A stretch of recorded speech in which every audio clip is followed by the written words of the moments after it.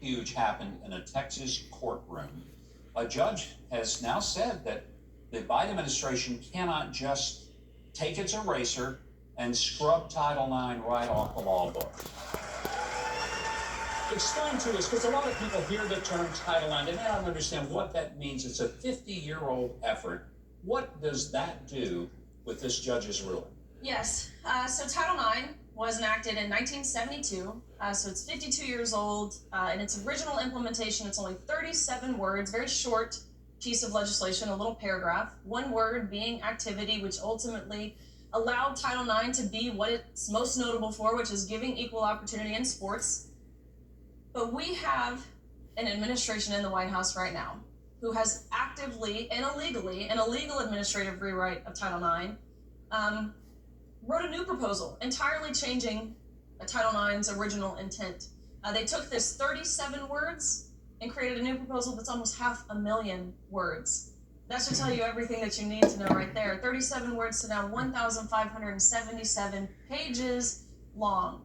And what he's done here, what President Biden has done, is equate sex with gender identity. Say those, the same thing, they're synonymous, those words are interchangeable, which allows for men to take academic and athletic scholarships away from women. It allows men to have full access in bathrooms, locker rooms, changing spaces on any college campus or any educational program that receives federal funding. It allows for men to be housed in dorm rooms with women.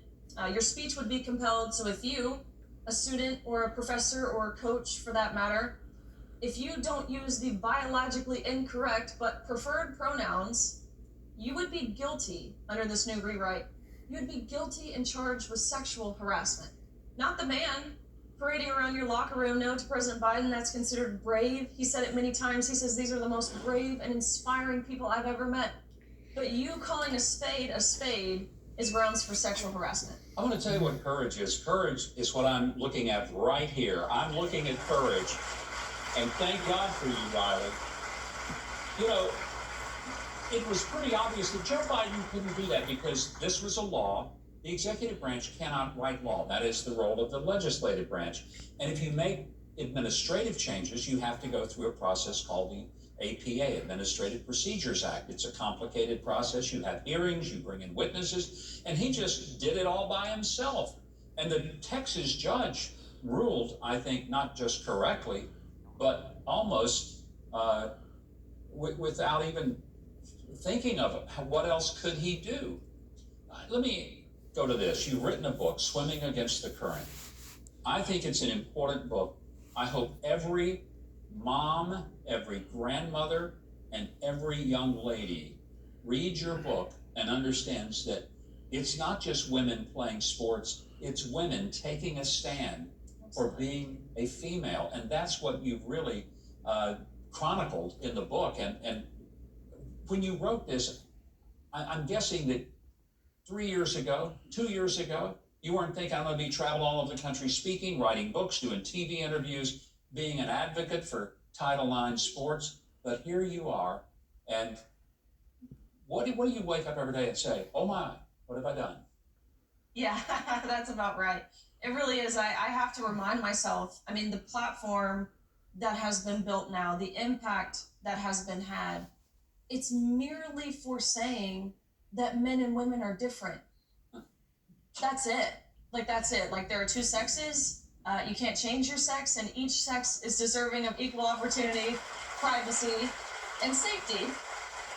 But for saying that, you're met with some of the most heinous, profane, obscene, violence in many cases. Some of the most insane attacks you could possibly imagine. I've been spit on.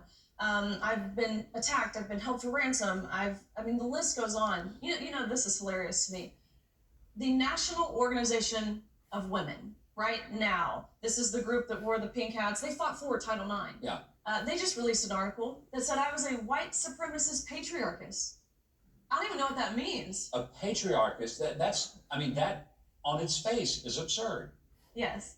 But all of that to say, again, it's been 2 years now of ups and downs, and it's been a total whirlwind.